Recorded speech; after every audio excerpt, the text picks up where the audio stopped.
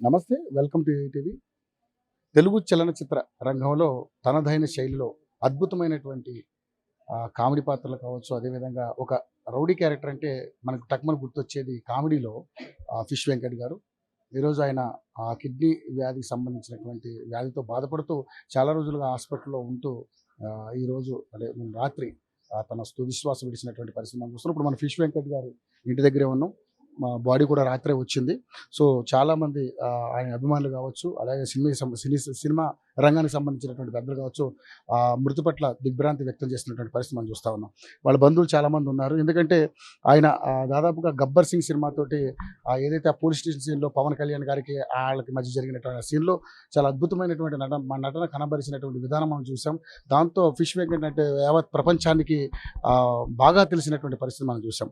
So ఆయన మృతి పట్ల కుటుంబ సభ్యులందరూ కూడా చాలా బాధను వ్యక్తం చేస్తూ ఉన్నారు. ఇక్కడ చాలామంది వాళ్ళ కుటుంబ సభ్యులను ఒకసారి వాళ్ళతో మాట్లాడి వాళ్ళని అడిగి ప్రయత్నం చేద్దాం. మేడం నమస్తే, ఏం పేరమ్మా మీకు? విజయలక్ష్మి. విజయలక్ష్మి. ఏమవుతారమ్మా ఫిష్ వెంకట్? చెల్లెలు. చెల్లెలు. అన్నయ్య అన్నయ్య. ఓకే. అమ్మా ఈరోజు మంచి నటుడు, అంటే దాదాపు ఆది సినిమాతోటి ఆయన తెరంగేట్రం జరిగింది.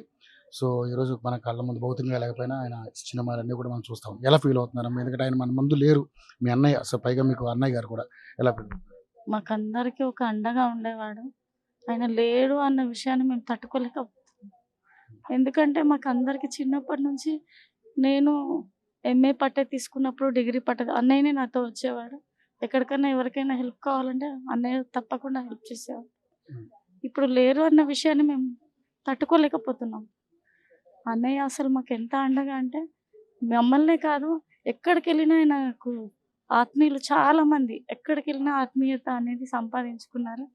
కానీ అన్నయ్యకి ఇలా ఆరోగ్యం పాడయి ఇలా అవ్వడం చాలా బాధాకరంగా ఉంది.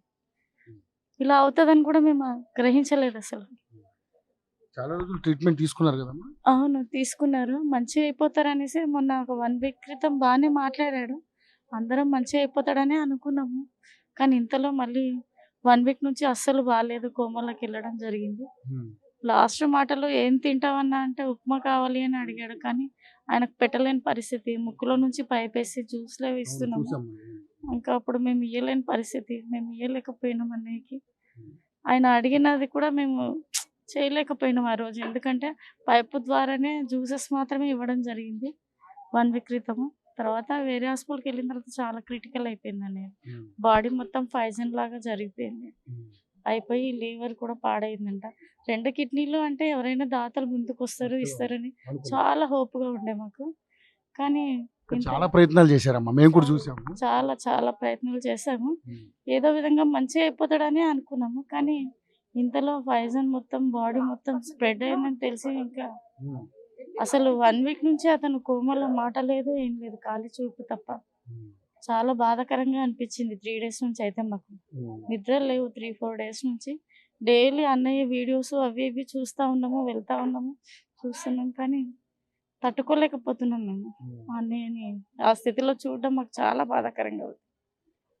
ఏదేమైనా ఇప్పుడు మనం ధైర్యంగా ఉండాలి. ఎందుకంటే ఆయన ఫస్ట్ సినిమాలలో నటించినప్పుడు ఎలా ఫీల్ అయ్యారు? చాలా హ్యాపీ ఫీల్ అయినాం. ఎందుకంటే మా ఫ్యామిలీ నుంచి మా అన్నయ్య ఇంత మంచి గొప్పగా ఎదుగుతున్నందుకు చాలా హ్యాపీగా ఫీల్ అయ్యాము. అతనితో పాటు వాళ్ళు అందరినీ కూడా తీసుకెళ్దామని అనుకున్నాడు. కానీ ఒకరిద్దరిని మాత్రం ఫిల్మ్ ఇండస్ట్రీకి పరిచయం చేశాడు.